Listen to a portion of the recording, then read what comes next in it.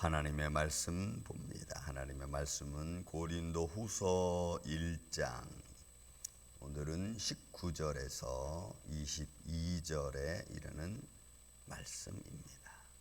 19절에서 22절 고린도 후서 1장 말씀을 교독하겠습니다. 우리 곧 나와 실루아누와 디모데로 말미암아 너희 가운데 전파된 하나님의 아들 예수 그리스도는 예하고 아니라 함이 되지 아니하였으니 그에게는 예만 되었느니라.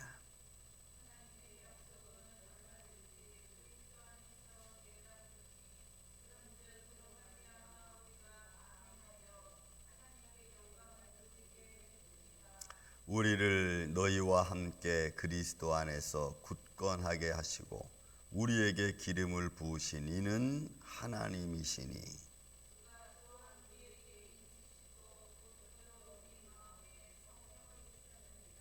아멘.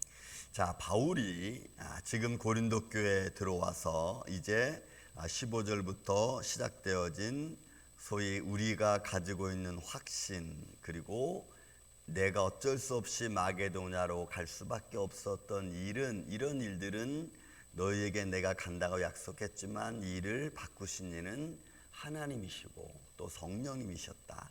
내가 이 모든 일을 함에 있어서 경솔함이 아니다라고 변명 아닌 변명을 하죠. 지난주도 말씀드렸지만 사람은 이런 믿음의 일을 결정함에 있어서 사실 기도 가운데 잘 하고 있지만, 그러나 반대자들은 그런저런 일을 하는 데 있어서 자기 마음에 들지 않으면 무조건 반대하고 보는 거죠. 그게 하나님의 은혜고 뭐 성령의 감동이라는 거, 그런 거 생각하지 않습니다. 그런 가운데 바울은 이런 마케도냐로 갈 수밖에 없었던 일에 관하여 변명 아닌 변명을 하면서 비유를 들어 이제 19절부터 22절까지는 예수 그리스도의 삶을 사실은 말씀하고 있습니다. 예수님도 여러분, 우리가 공간복음서를 쭉 보다 보면은 한 번도 예수님은 내 뜻이라는 말을 사용하신 적이 없습니다. 우리가 말씀을 쭉 묵상하면서 깊이 좀 이렇게 정독을 하면서 여러분 읽어보시면 예수님은 내 뜻이라고 하는 것 말한 적이 없어요. 다 아버지의 뜻, 아버지의 뜻을 이루기 위해서, 아버지의 뜻을 이루는 것이 곧 내가 하는 일이고, 내가 하는 일이 곧 아버지의 뜻을 이루는 것, 이런 아버지의 뜻에 관해서만 말합니다. 우리가 많은 부분에서 나오지만 요한복음 4장 34절에서도 아버지의 뜻을 위하여, 아버지의 보내심, 이렇게 말하죠. 그러니까 예수님은 하나님의 아버지가 하신 말씀을 100% 순종하는 거죠. 그 100% 순종하는 과정에 있어서 인간의 죄를 속량하기 위해서 당하는 그 모든 고통도 예수님은 그냥 예스하죠. 예수님의 인간적 육신의 몸을 입으신 그 예수님의 마지막 처절한 고백 중에 하나가 겟세마네 동산의 고백 아니겠습니까? 아버지여, 할 수 있거든 이 잔을 내게서 옮기시옵소서. 하지만 이것이 내 마음대로 아니고 내 뜻이 아니고 아버지의 뜻대로 되기를 원합니다. 얼마나 기도를 누가복음에서 보면은 힘써서 기도했든지, 여러분 땀방울이 바위에 떨어질 때는 핏방울 같이 되었다. 여러분 이것도 의학적으로 여러분 발견됐죠. 확인됐죠. 왜냐하면 우리 몸에 이 소위 말해서 땀구멍, 이 땀구멍에서 나와 땀구멍까지 연결되어져 있는 아주 작은 모세혈관들, 그 모세혈관들이 너무 힘을 주면은 그 땀에서 땀구멍이 퍼져 있는 그 모세혈관이 터진다고 합니다. 그래서 그 모세혈관이 터져서 땀방울이 이렇게 떨어질 때 그 터진 모세혈관이 터진 핏방울 같이 섞여서 떨어지니까 핏방울처럼 보이는 거예요. 근데 그것도 여러분 의학적으로 증명이 됐으니까 예수님이 그 겟세마네 동산의 기도가 얼마나 간절하고 얼마나 열정적이고 힘있고 정말 무섭게 기도했던가를 우리가 알 수가 있는 장면 중에 하나입니다. 여러분 우리는 아무리 기도해도 모세혈관의 핏줄이 터질 만큼, 땅구멍이 모세혈 털면 그렇게 못하잖아요. 근데 예수님은 그렇게 기도하셨다. 그러니까 그러니까 앞으로 지실 십자가의 길이 얼마나 험난하고 육신으로 감당하고 고통해야 될 것들이 얼마나 컸으면 예수님이 그렇게 정말 몸 놓아 부르짖는 그런 열정을 가지고 기도하셨겠는가 하는 거죠. 우리는 예수님의 기도 따라가려면 아직도 멀었고, 그죠? 우리가 아무리 심한 고통이라 할지라도 예수님의 고통에 비하면 아무것도 아니라는 것을 우리가 이런 데서 우리가 느낄 수 있죠. 그의 겟세마네 동산의 기도가 이 정도였구나.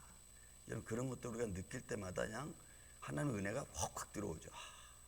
그 기도의 간절함이라는 거. 그러니까 여러분, 우리가 어떤 삶의 문제를 두고 기도할 때 우리 이 정도로는 못하는 것 같아요. 저도 한국에서 목회하면서 가끔 옛 초등학교 때부터 다녔던 하늘산 기도원, 강남 금식기도 다니면서 산기도 그렇게 다녔어요. 아무리 심차게 기도하려고 해도 안 돼. 잘 모기에만 잔뜩 물리고 그냥 힘있게 기도가 안 돼. 힘있게 기도한다고 했는데 예수님의 기도에 비하면 여러분, 예수님은 아버지의 뜻을 이루기 위해서는 다 예수.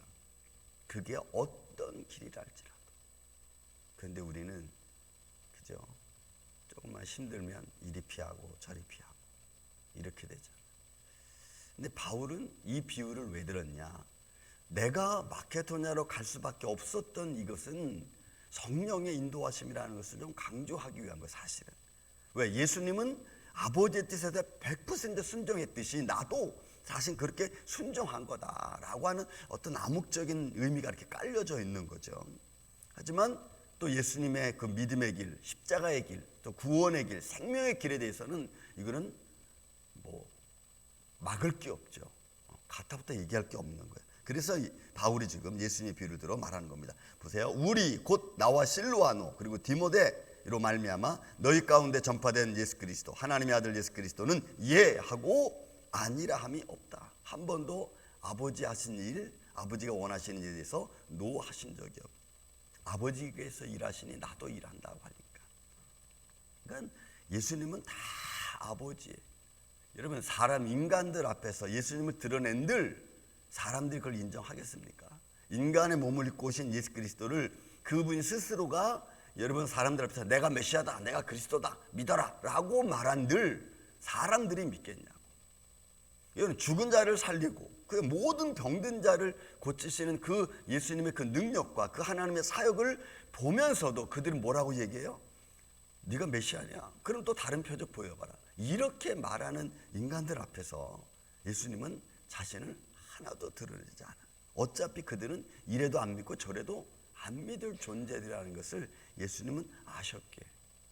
그래서 나를 증거하는 이는 나이기 전에 벌써 성경이 그렇게 증거했고 그 선지자들이 이미 그렇게 증거했다라고, 또 성령님이 친히 증거하신다고 예수님은 그렇게 말했어요.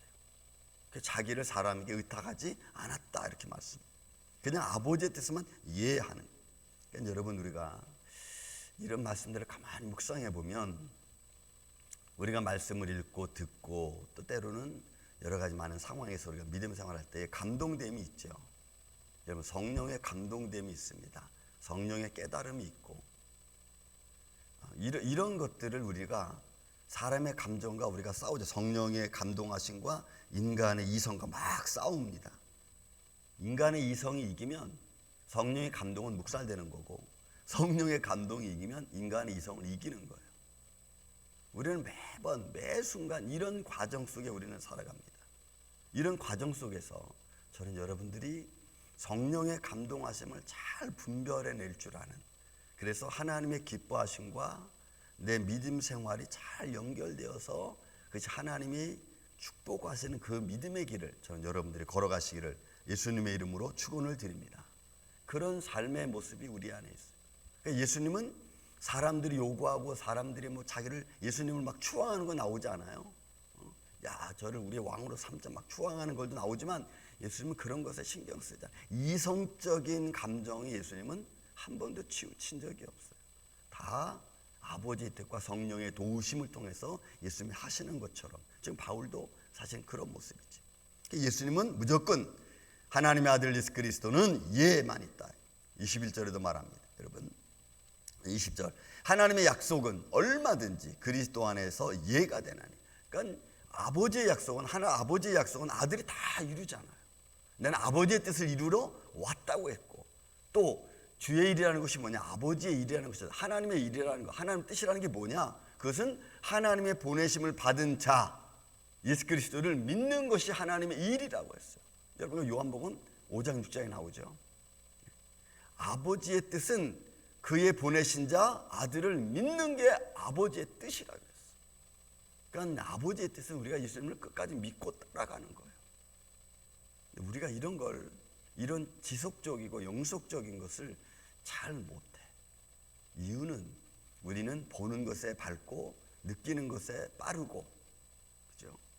이런 오감, 육감 이런 것에 우리는 좀 있는 존재들이다 보니까 좀 이렇게 약속된 말씀, 보이지 않지만 약속된 말씀을 믿고 의지하는 데는 좀 약하다.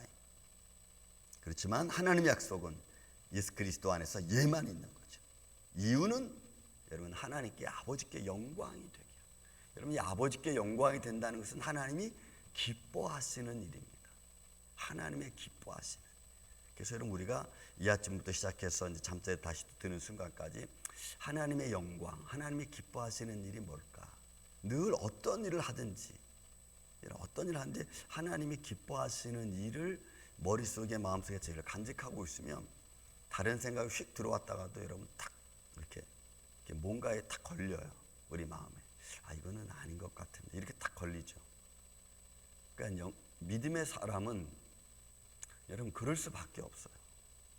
여러분 세상이 되는 대로 그렇게 갈 수 없어요. 또 내 마음이 원하는 대로 갈 수 없어요.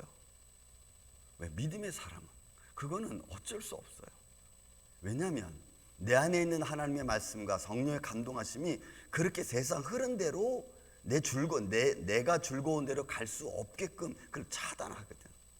그래서 우리는 영적인 전쟁이라고 하는 것으로 늘 이렇게 부딪히는 거예요.